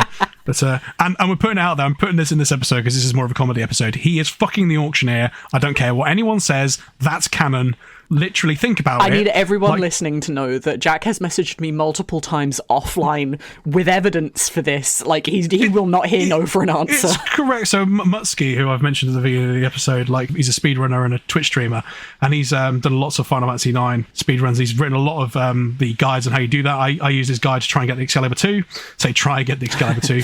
Every time I'm watching one of his streams and he gets to the scene where Kuja meets the auctioneer, I always put a comment about how the auctioneer and him are screwing, and I'm trying to get it as out there as I can because it makes sense because Kuja blows everywhere else up on the Mist Continent apart from Treno, and that's where his boyfriend lives. I'm convinced of it. It's true. We can all tell, Jack. I want it to be canon. I want people to talk about it. That's the beauty of fanfic, Jack. Orkty. Get out there and start writing. And his name's Orkty. Anyway, Orkty, right. Okay, that's the end of the Final Fantasy 9 discourse. I like it more than you, but we both love Kuja the same amount for different reasons. Right, cool. Right, position number 6. Here we go. What's my position number 6? Final Fantasy 7. Wow, okay. Oh, that's quite low. That's very low. Not even in the top 5. No, it's not in the top 5. Okay. Right. Yeah, it's this low, motherfuckers. And here's why. Wow, okay.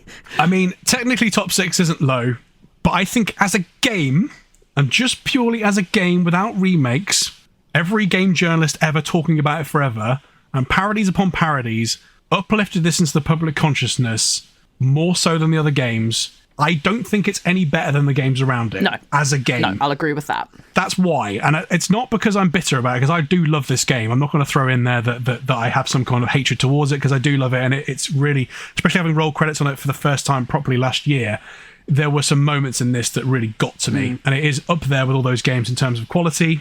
But I don't think it's, again, on its own as a game, not its greatness in all the series. It's no better than the other PS1 titles. I don't think it's that much like head and shoulders above everything else, like everyone says. It's got a very similar vibe. I'm going to get killed on the internet for saying this. It's got a very similar relationship to the fan base that Ocarina of Time has to Zelda fans. I can see that. You know, a game that the first 3D game in the series, everyone compares it to the last 2D game, or that wasn't the last 2D game, but the latest 2D game, which is A Link to the Past. That's the Final Fantasy VI. There's the same comparison goes on there. And if you say anything bad about Ocarina of Time on the internet, you get murdered. Oh yeah, even I know not to do that. But it's the same sort of thing where, like, actually a lot of the series did things better later. It's a great it's probably the series' greatest title. But as a game, purely on its own merits, bearing in mind I've still put it at 6th position, it's a bit lower than you would have thought. On its own merit, though, the materia system's excellent, and I think it gets the balance right between customizability. We talked about this a little bit earlier. It enables you to customize your characters almost how you want, and kind of like build on that character class. It's really, really easy to solve some of the RPG puzzles I found with this game. I don't know what your relationship with the game is in terms of whether you used a guide or not, but obviously I'd played it quite a lot as a kid. I played Midgar loads of times, and I played further than that as a kid, so it is definitely in my consciousness. I just never rolled credits until last year. But like the Midgar Zolan bit where you're supposed to use the chocobo to get across, you can beat that, obviously, if you want to. I worked that on my own. I didn't need to go on a forum to find out how to do it. I thought, well, actually, this character's got Fury on, I can do this, I can do that. If I grind a little bit and level that materia up, I can solve this puzzle, which is one thing I really respect about the game. It's quite, there's no like tutorial on how you do that, but it seems really intuitive to me. I don't know whether you agree on that. I don't know about everything feeling intuitive. I definitely think that there are some parts of the game that feel a little clunky and a little, maybe not out of place, but definitely feel a little disjointed compared to everything else. Running across the Midgar Swamp is one of them. Everything in Fort Condor is another one. Finding Vincent is another one. Like, these are all things that, you know, they're not terrible. And it's not like they don't work within the confines of the game, but they do feel like maybe they should have been implemented in a completely different manner for them to actually work properly. Final Fantasy VII is not a perfect game. None of these games are perfect. However, I think it is, quite frankly, terrible that you've put it at position number 6. It's unfucking forgivable of you. Like, what the fuck, man? Please don't quit the podcast. No, I don't know. As a game, if we include the compilation and the remakes, it would probably be number 1. Oh, really? Because including the compilation and the remakes brings it down in my estimation. Yeah, but like even if some of those things are objectively bad, they elevate its greatness. And like, here's the thing: you could not pick up a game magazine in the 90s and have someone not talk about Final Fantasy VII. Like, and it has got into the cultural zeitgeist, and because of that, more people have played it, and they've played less of the other titles. And we, as a society, have suffered for it. We have, exactly. So, I mean, that's why it's at 6. So, I mean, you did it with 9 first. I just had to, like, you know, get in there with my... See, the thing is, Jack, though, is that I feel like you've been a little bit too critical, and this is meant to be a heart list. No, I'm not being critical at all. My heart dips when I see everyone go, it's the best game ever. It's like, it's not though, is it? Like, oh, I remember playing this as a kid. You don't, do you? You're just pretending. Oh, it's so good. See, now I remember playing this as a child because it's what I based my entire personality on for the next 30 years. Let's talk about the good parts of it, right? Let's just move swiftly on. It's iconic. It's difficult to dunk on this game apart from the mini games and the Golden Saucer. What the fuck? What the hell is that stupid You are not talking shit about the Golden Saucer to me. Not all of them. No, not all of them. Just some of them, like the fucking basketball tap away game. Like, why would I want to get Carpal Tunnel just to get some tickets to go and fucking do the Battle Square? No, thank you. Like, the good ones are amazing, but you don't get them until later when you've done them once already, because most of the minigames are amazing, but that fucking basketball one can do one. And the original, that is. Wow. Yeah, that Chocobo Racing makes up for it though, because that's fucking amazing. I The whole loved Chocobo the Racing Chocobo thing Square. is so cool. The motorbike chase bit's really cool. Everything else in the Golden Saucer, by the way, is amazing. It's just the fucking basketball bit and the stupid Moogle thing, which makes no sense. But other than that, no, brilliant. The old Golden Saucer is amazing, by the way. I'm just putting it out there, taking the joking out of it. It is one of the best parts of the game. Like, remember seeing that as a kid, thinking I couldn't believe anything could be so vast in a game. You know, very recently I was sat down minding my own business, mind you, and my dad walked into the room, looked me dead in the eye and went, "Mort, I have something stuck in my head and I need you to tell me what it is because it's a Final Fantasy theme." And he started humming the Gold Saucer theme and I was like, "Dad, you haven't played this game in like 25 years." And he just went, "I know," and walked out again. See, that's it. That's why I put it at 6 for your dad. Wow. No, I'm joking. The thing is, with a lot of it, I've just dunked on some of the stuff, but what is there to say about this game other than it's fucking brilliant? Because it is fucking brilliant. The fact that you've got 2 characters in the game that are completely fucking optional, and they've had such love just for 2 optional characters, especially Vincent, it's incredible. That's brilliant. I think that they cast are probably the most relatable in terms of their maybe not necessarily their characters, but their design and everything like that. It makes sense why they've pushed this as their remake game, even if it is clearly the most popular game in the series other than 14, because they're just so easy. People, you see those characters and their design ties in with so much of who they are. And they were in games magazines since the beginning of time, so like everyone knows who they fucking are. Bringing it back to the rest of the compilation, the remake project as well. I know this is something that we touched on earlier when we were talking about our good friend Ben Starr, but again, it's not quite to the same extent. But the voices behind these characters, they do have some level of social media presence in a way that obviously didn't exist back in '97. Why would they? They didn't have voices back then. But you know, you see Cody Christian backchatting people on Twitter because they are focused too much on shipping rather than other things in the game. And you have Brianna White, who by all accounts is just an absolute sweetheart and a joy to work with. It's really nice to see them interacting. And I know there is definitely an argument to be made of there should just be a level between like the consumers and the people that are involved in the making of the game. But I think that, and this goes for the people behind 16 or the voices behind 16 as well as the cast behind 7, they circumvent that in a way that doesn't feel too parasocial, and their love very clearly shines through, which is just unparalleled, quite honestly. I think so. They're clearly fans of the games as well, aren't they? A lot of them, which is they want to talk to other fans. You know, it's again, it's a medium game. So this is slightly tangential, where like it's very easy to find out if someone's an imposter very quickly. So I think like a lot of the time that parasocial thing, I mean, obviously it exists, but it goes away because you can see through the nonsense very quickly. Yeah, I think, again, fabulous game. The whole through-line main story in the game is killer as well, by the way. Like, its narrative structure, and I mean, that's probably me trying to be pretentious there. It feels pretty classic, like, you know, pretty early on that the end battle is going to be with Sephiroth, and you are forever chasing him and not quite reaching him, which kind of speaks to the whole human experience of setting goals. You reach a goal, you don't quite get it, you keep going. Basically, Sephiroth is edging you the whole game. Don't say it like that. Don't say it like that. After he finishes you, you kill him. I quit. I can't do this anymore. Okay, I'm good. So after that incredible exchange, it will come to absolutely no surprise to you that Final Fantasy VII occupies my top spot. That's number 1 on my list. It always will be. It's number 1 in my heart forever. And ultimately, well, we already know it's down at position 5. Then. Wow, something like that. I don't know because of how it's balanced out. I don't know. We'll add those out later. But ultimately, when you told me that this was going to be a heart list more than anything else, I can be as critical about 7 as the most diehard hater, but because this is the first game that I played and because I have had such a history with it, it really defined such a great deal of my childhood. It's not just nostalgia. It doesn't feel personal when people say they don't like it, because I had nothing to do with the making of it. I was a 4-year-old, 5-year-old when it came out. But it still means so much to me that I just can't help but love it, including everything that's wrong with it. And there are a lot of things wrong with it. I will just say, I mean, obviously I've jokingly dunked on it a little bit. I'm not really dunked on it because it is high on my list. It's not low at all. There's so many good games on this list. I think that it's one of the games in the series I want to go back and play the most. We talked about with 16 there, how I really want to explore the story again, but I don't necessarily want to play it. This game, like, it's just so fun. Yeah. Like, the battle squad, I did the whole get the Omnislash on disc 1 thing. I've never actually got all the limit breaks in this game.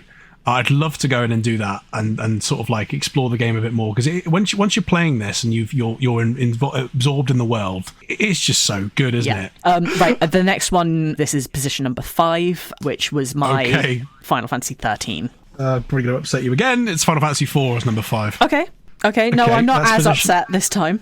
So this is just fucking so good. Story is classic. Cecil is amazing. The whole thing is just brilliant. The OST is ear sex. I think I'd recommend the Pixel Remaster version as the perfect entry point for the series. Okay. The only issue is that it's fucking hard as balls to do, and the ending is pretty fairy tale, which you could argue is good or bad depending on what day. Sorry, what was that, Mr. FF9? It's too fairy tale. No, but the ending of... no, it's not that fairy tale. The ending of Final Fantasy 9, is it? It's more a couple that get together. This one's like, I'm the king of the place. It's like, fuck off. That's bollocks. None of them become kings in Final Fantasy flipping 9. Except for Queen Garnet. Yeah, but she's actually already the queen, though. It's not like I think you're splitting hairs here, Jack. No, I'm not splitting hairs. Like, this guy was a random guy in the flipping kingdom, and at the end he's now the king. King's adopted son. What are you on about? No. Cecil's fine. I'm talking about like every other fucking character. The end of they're the king of their own castle. What the fuck's that? Oh yeah, about? No, that's a bit bullshit. That's bullshit. It's like it'd be like Freya, and I'm the queen of Burmecia as well. Obviously you are, because you're the only one left. Wow. Yeah, poor Freya. I love you, Freya. Yeah, no, brilliant, fucking brilliant game. There's other than the fact it's hard as balls. Yeah. This is really good, and I think interestingly, there's been quite a lot of remakes and retellings of this game. Not quite as many as 7, but they don't elevate the game as much as the 7. No, they stuff really don't, does. do they? They just make it different or easy to play. Different to play. I think that probably the best version to play is the Pixel Remaster, from what I can see. And like I say, a really good entry point for the series. I think you get enough of what Final Fantasy is and what RPGs are if you play this one first.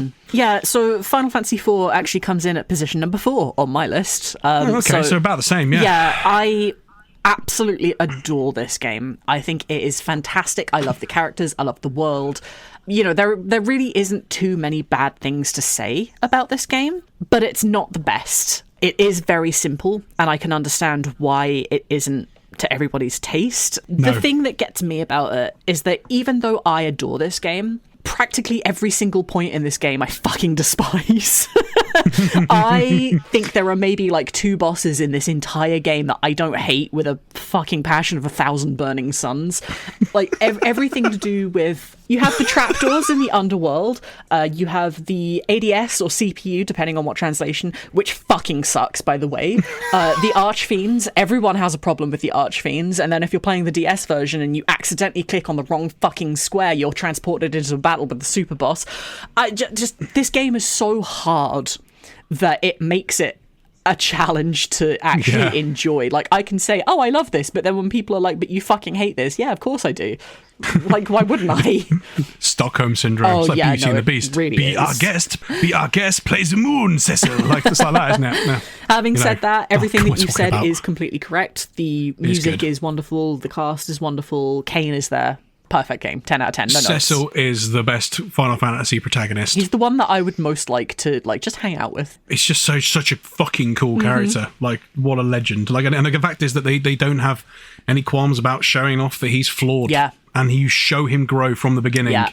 That is good. Yeah. That's good character design. We like that. We like empathizing with people that aren't perfect, and then by the end of the game, they're the king, and it's nice, and all his friends haven't earned it, but they're king as well. That's how it works in real life, Jack. What are you on about? That's how it works in Final Fantasy IV's land, you know. Magic. Oh, by the way, I've mentioned it before in the episode as well, but like the soundtrack of this game brought things forward significantly because they used the SNES hardware. This is when Uematsu came into his own. Obviously, he was great with the limited hardware on the Famicom and the NES. But when he had multiple voices and different instruments, that's when he became a legendary composer, as far as I was concerned. And this is, the layering on the Final Fantasy Prelude, playing on a harp, which isn't really a harp. Obviously, a lot of the games in the series are earworms, but like, if you said to me, could you hum Final Fantasy IV's battle theme to me, I could do it. You know, some of them would be like, which one was that one again? Especially for the first 3. Yeah. It's this one's a bit easier to do. So, brilliant. Good stuff. So that brings us up to position number 3. Entering in at bronze position on my list is Final Fantasy 12. Yeah, same for me. Wonderful. Not a single bad word to say about Final Fantasy 12. I knew we'd match with this game somehow. Tell me, Jack, what makes it bronze and not silver for you? Again, a game I've never completely rolled credits on. I've talked about, I mentioned my personal history with this game in our whatever episode it was. I think it was our second episode. Yeah, so a lot of it's here because of the weird bond I have with it. And the quality oozing off this game is off the charts. The world and the characters have sort of seeped into my soul. Memories of playing this on Christmas Day 2007, and probably for a month after that, will never leave me. I can't believe this game was made. Like, I'm genuinely still surprised. And the fact it was on PS2 as well. I mean, obviously, the upscaling, or whatever you want to call it, on the Zodiac Age PS4 version makes it look better. But this is a HD game before HD games, really. This is kind of, like, a lot of people have said, I'd be interested to hear your opinion on this. This is the last game that's retro, because it's after that everything became HD. You could argue this is the turning point. The fact that they made a mainline game about Ivalice and used all the lore from Ivalice as well, and managed to do that and got away with it, it's just, I can't believe it. You know, it's cool. I mean, obviously, the personal story I've got is a little bit of a sad story, because I got all my friends into this game, and then around the Christmas time, I got a job, and they didn't get a job, so I had to do college job and this game had to give. Yeah. So they were talking about it and enthusing about it, and I never felt quite as involved with that. So it has a bit of a sort of personal resonance where I have to finish this game at some point. Yeah. So is it there because of that? Partly because I think, in spite of that, I still recognised how incredible it was. And every time I think about it, I'm like, I really want to fucking beat this game. It's just other things get in the way. The hunts I love in this game, and I think they got it right in this game. And then every other game, they ballsed it up. I just think it was so much easier to find what you needed to go and find. There's a rogue tomato. Go and find it. It's in this place. Oh, there it is. Doesn't matter what time of day it is. I can just go and find it, beat it, come back, get some money, get some booty or whatever it is, and then play for it. I think I said jokingly in the episode we talked about it that it's understandable that everyone could have a crush on every character in this game. Obviously, like, bearing in mind that I was around the same age as the characters that are younger in this game when it came out, but they are all beautiful characters. Yeah. The soundtrack, the theme at the beginning, the piano ditty or the bouncy ditty in is it Rabanastra at the beginning? I fucking love that music. Yeah. And the whole vibe of the world is just incredible. Balthier has 12-inch dick energy as well. I think that it's not the sphere grid, is it? It's the gambit board or whatever. I think it's better than the sphere grid. I think that you can you can span out from the position you're in is a better way of developing your character. So for me, Final Fantasy XII kind of occupies a really weird place in my heart, in that I absolutely love it, but I kind of swing back and forth as to whether or not I think it's the best thing in the entire world ever, like, depending on the day of the week. It's been one of those games that wasn't particularly influential to me, because I know I've talked about this before. I didn't get a PS2 until I was about 17, 18, so I was quite old comparatively when I came to this game, as opposed to, I definitely wasn't playing it in 2007. But this game still had such a huge impact on me, and part of that was because I was friends at that point in time with people who were hardcore 12 enjoyers and a couple who were hardcore 12 haters. So it kind of really came down to ultimately me wanting to have my own opinion about it. I didn't know what to expect because the opinions were that varied about it, and going into it to this whole new universe, and you can very easily make the argument that every Final Fantasy is its own universe, its own new world, a whole new cast, whole new lore to learn. 12 blows everything else out of the water as far as I'm concerned. Like, it's just so different in scale and scope that it just feels completely different in every sense of the word to every other game that's ever come before in this series, and I don't think we'll ever see its like again. I know I said in our Final Fantasy 16 episode that rather than trying to be Game of Thrones, what I think the team were trying to do was be the next Ivalice, and they failed entirely at that, because you cannot emulate Ivalice. You just have to be Ivalice, as far as I'm concerned. Yeah, definitely. Again, I mean, I'm still amazed. I remember making the note at the time that this was in the same universe as Vagrant Story and Tactics at the time, which I played Tactics at that point? Maybe. I definitely played Vagrant Story. I remember thinking, wow, they've done that in the mainline game. Yeah. That's really cool. I remember thinking it was cool that something that was a little bit more niche, I suppose, had been given the green light to be the main thing they focused on. Because of the fact they've obviously built that world up in Ivalice, you can just feel that in this game. Yeah. Like, you already know that the world's already built for you, and it's lived in, and all the characters and their relationship to it are just really, really cool. I mean, there's a few points where it's a little bit like, Varn feeds a bit tacked on, and I'm Captain Bash of Dalmasca. It's a bit like, okay, cool, well done, Varn. You get in the corner over there. Very Aladdin type thing going on there. We talked about Aladdin before. Aladdin comes up a lot, doesn't he? I think the other thing for me is that by the time that I actually got involved with Final Fantasy XII, I was of an age to be actually experiencing stories critically, rather than just reading a book and being like, oh, I enjoyed that or not. It was something that I actively wanted to take part in as far as not necessarily discourse goes, but I wanted to discuss it with other people. I wanted to really start digging in and like, well, why does this work? And I think, it's a fantastically told story narratively. There aren't any other titles better in the series that actually do a job of telling a fantasy story, in my opinion. Yeah, it's just one of those things that, like, because I was learning how to take stuff in critically, I have a vastly different relationship to 12 than I do with any of the other games, which is partly, I think, due to the way that it presents itself as being pretty much entirely serious. And yeah, there are points in the game where it does get a little silly, and I'm Captain Bosh is definitely one of them. But for the most part, it's a serious game all the way through. And I kind of really love that, actually. No argument from me. We were pretty much agreed on this game. And I will definitely be rolling credits in the motherfucker next year. So there's only one game left. We know what it is. Do you want to announce it? Because it's your second position. Well, my second position, Jack, is Final Fantasy VIII. And I'm going to go out on a limb here and guess that it's your first. Yeah, what gave that away? Yeah, and I think that means that averaging it out, that makes it top for both of us. That wasn't manipulated by me, by the way. No, I generally put it wasn't. I thought you put 4 at 2 or 1 or 2. To be honest with you, I didn't think 7 would be quite at the top. So it wasn't. No. So anyway, Final Fantasy VIII. I think it's certainly safer to say you like this game these days, all thanks to Ben Starr. It is though, isn't it? I mean, comes back to him, doesn't it? No, I mean, it's a weird one, Final Fantasy VIII, because I don't know about you, but like growing up, I've played this when I was younger. Growing up, this just felt like no one really played it in my circle, and no one really played a lot of Final Fantasy. So when I got a bit older and, the internet came around, we just had people dunking on this game. I remember thinking, why are they dunking on this game? I don't understand why. So it became very much like this joke, or Final Fantasy VIII is really bad. No one likes Final Fantasy VIII. It's terrible, it's terrible, it's terrible.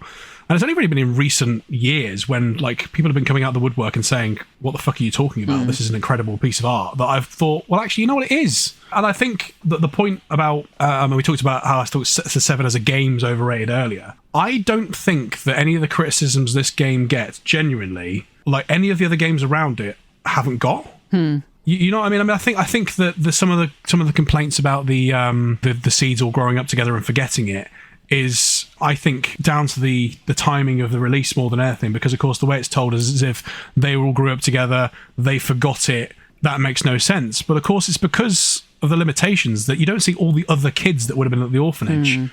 Like if you had 1,000 more kids there and it was a modern day experience where these kids gravitated towards each other, they forgot about each other and found each other later, it would make a lot more sense. But that's more of a delivery of its storytelling method as well. Another complaint, I mean, some of it, yeah, I think the real complaint, some of the storylines, you've got to dig a bit deeper to find out what happens. Yeah. But that's the same with 7 as well. There's loads of that in 7. It's almost like, ironically, considering the fact that Final Fantasy VIII is such a self-fulfilling prophecy, that's because of the fact that people were talking about it in games magazines less and they didn't dig for that stuff. Yeah. That's my argument. And I think, no, the junction system is great. I love it. I love how customizable it is. I understand why it's not for everyone because it's very difficult to get into. Yeah. But once you get into it, it's fun. You can do what you want with it. I love the characters in this game. They are archetypes. When I say I love the characters, I'm not drawn to all of them. Squall is the one that really resonates with me the most. His journey, we've talked about that a lot recently with the writing we've been doing. I think there's a lot to unpack in this game, and there's a lot to talk about, and there's lots of themes that are touched upon that haven't really been revisited in the series since, that I'd love to see come back out, even if they don't release a Final Fantasy VIII sequel or remake. Balam Garden's a banger. In fact, the whole soundtrack, I would go to bat for it. It's the first soundtrack I ever had myself, and I can name all the tracks on it. And I think I could probably list them in order as well. Wow. It's that good. Yeah, it's one of those ones I've actually been listening to a lot lately, and I completely agree with you in that it's no different from 7, where you have to dig in to find everything. And I really like, this is something that I like in both of these games as well. I like that it's not just given to you on a platter. There is more for you to discover if you want to discover it. Yeah, no, absolute gem of a game. I think that I would argue that as a game of the 3 PS1 games, this is I could argue it's the best game in terms of its design. In terms of its presentation, I think it's the best of the 3. So a 9, obviously we talked about 9 is my second position, but I think that it lost something from 8. It was a bit of a step back in a lot of ways. Like some of the set pieces, and what playing it through recently and seeing like some of the design and the cutscenes panning in with real gameplay, how ambitious the storytelling was and stuff like that. And Triple Triad could be its own game and I'd buy it. I mean, I'm trying to think of things I negatively feel about this game. I don't really. I mean, I think some of them, like I say, I think a lot of the negatives of the game are part of its design. Like the whole that you don't like some of the characters' motivations and some of the things they do. You're like, why are you doing that? It's because they're teenagers. It's part of it. It's not. It's not a bad design. It's just the way they are. You know. I think one of my biggest issues with Final Fantasy VIII is that I can't stomach the opening cutscene anymore because I've watched it so many times, and that one's on me. That's not on the game at all. I know who to blame for that one, and it's not Squaresoft. It's an interesting one. I think this has become the least discussed when we're talking about it, probably because we talked about it loads recently, but I think the fact that it's just probably an agreement, because you've got it as number 2 on your list. I think that it's really interesting for me, because I'd love to dig into how the Japanese received this game compared to how the West received this, or reinvented they received the game as time went on, because this got like as high marks as the other games in the series in games magazines at the time. There was a little bit of discussion around the battle system being a bit new to people, but again, that's no different than any other entry in the series. It's only been that cultural internet, let's dunk on a game, and this one being the one that people picked on. I can understand why, if they played 7 first, they didn't like this one as much, but again, I think that's probably down to the way that the series is presented and the fact this game never got re-released. There's loads around why it's fallen into that spot. And I think the more and more we talk about the game, the more and more people go, actually, no, this is actually a lot better than it's been given credit for. I think there are a few things that are missing from this game. It feels like I wouldn't say unfinished, but it feels like probably could have been another Laguna Dream sequence to tie it all up together. I think the fact that, spoiler alert, not that we're going to need it for this flipping thing here, spoiler alert, Laguna is Squall's father. You can find that in the game, but it's not something that's part of the narrative. There's no big, oh my god, Laguna's Squall's father moment. It's just like implied. There's quite a bit of that where you've got to dig for stuff, but again, I don't think that takes too much from it. That's stuff that I like in games and narratives as well, so I think that all just comes down to personal preference. And this is the one game in the series that does that, because 13 does that, and I know 15 does it a little bit, but 16 does it a lot with the whole dude sitting in the flipping cabin reading the book. This does it on the flipping computer system, which was ahead of its time. It was like a blog. Like that was like in 1999. There was a blog online Selfie was keeping. It's talking about all your stories. There's some really incredible themes in this game. You know, the whole nature of like the fact that you've got a world which has been, you know, the communications have stopped across the world. For the reasons why is because Lagoon is trying to stop the sorceress from invading, and he stopped communications for everywhere. But out of all of that, and the fact you've got this war sort of, no, I wouldn't say war-torn world, but a very sort of under control world where you've got these dictatorships stamping down on things. You can see like the journalism, like the Timber Maniacs magazines being littered around the world. That's not by accident. No. That's someone leaving them round with stories in them. That's an incredible mirror on society and how important journalism is. And I mean, that probably sounds really pretentious, but actually there's so much in this game that's like really important to speak about. Well, we know that anyway, don't we? Because of the stuff we've been talking about, but I think it's it deserves its due, and I think it's my favourite in the series. And by the way, drawing at the beginning, I think you said there about watching the opening cutscene a lot. I think from looking at some of the early, like the demos and stuff from this game, I did quite a bit on my own. It looked to me like they were going to make the opening the Dollet mission originally, which I think probably would have made more sense because it would have been more in line with 7 of let's have a hypey, scary super mission to start us off and get the adrenaline pumping. Because at that point, you could then use those battles draw magic, and if you'd given the characters their base magic at the beginning, it would have been a bit better and stop you grinding the drawing at the beginning. I think that's probably its major weakness, but you can tell it was that trailer, which is the opening, they probably wanted to open with that because of how fucking good it was. I don't know, but again, nitpicking because I love it. So yeah, what a surprise. Go on, this is now your turn. No, I mean, ultimately, again, when it comes down to ranking things by heart, like 7, 8 has things wrong with it. It's not a perfect game. I hate that phrase, actually, perfect game. Like, there is nothing that is perfect and free of criticism and critical thought. It doesn't exist. Put it from your minds. But 8 is just so relatable. The fact that it is set in a modern world appeals to me, actually, in a way that I am quite surprised by, actually. Like, it shouldn't appeal to me as much as it does, but because it is so similar, it invites me to relate to it more. The characters are people that I could see myself talking with, you know, at work or in the street. The threat is very, very real, and not just, you know, evil sorceress from the future, but what an individual and what a group's perception of a certain people are. And there's a lot to say about 8 that's still so relevant to the world. Like, it just... I don't want to say this is a timeless classic, but it is definitely a classic for a reason. And it's... Time. And it's one of those things that I think we could probably return to in another 20, 30 years and still say the same points and still mean them as much as we do now as well. There's very little wrong with this game, and anyone that says otherwise is incorrect. No, I totally agree with that. We talked about recently, and something we've been writing about, the parallels of time, that the storyline of Squall learning from someone else's experiences, a really, really good thing. The time travel has been brought into this game. When you bring time travel into anything, it makes it a little bit messy. You've got to suspend disbelief a little bit more. Yeah. But you're right, there are the fact that Ultimecia sends missiles to the gardens as opposed to just blowing it up with magic, it actually speaks to Ultimecia as a villain has been venomous and cruel. Yeah. She uses the technology within the world to do that. So that's what you just said there about it being guttural and real. She doesn't just go, I'm just going to use some magic and like blow it all up. I'm going to actually get everyone else to turn on each other. That's something that happens a little bit in Final Fantasy 9, but that is just like basically a guy supplying magic to someone. She's not supplying the missile. She's basically winding people up to get them to turn on each other, which is just like... horrifying and real. Yeah, it's probably a lot of there may be there's something to say in the fact that people might have picked this game up and thought it was too guttural and real for them, and maybe they were turned off by that and wanted a fantasy world that was a little bit removed from us. You know, like Final Fantasy 7's very Blade Runner, isn't it? Which is in itself removed from our world by 30-40 years. Yeah. Actually, ironically, Blade Runner, the original, was set in 92, but regardless, the point is technologically it is a futuristic world, whereas 8 is kind of our world with a bit of magic and monsters thrown in, you know? Yeah. So it's but I don't think there's anything technologically in this game other than maybe the Ragnarok's fucking arms that we haven't done yet. So yeah, no, well, we haven't got a prison to encapsulate a sorceress or that buries into the desert. Yeah, that's cool as fuck though. The desert prison. Yeah, brilliant game. Moving. The soundtrack is an absolutely fucking amazing piece. In fact, the whole soundtrack's amazing, but Moving, which plays when you turn Balam Garden on and make it mobile, is absolutely fucking fantastic. Yeah. Like the highlight moments of the game, I talked about Squall's speech, incredible piece of thing. When he flipping rescues Renoa and makes the decision to rescue her, when he flies out into space to rescue her, that's just like guttural and like, I'm going to do what I fucking want.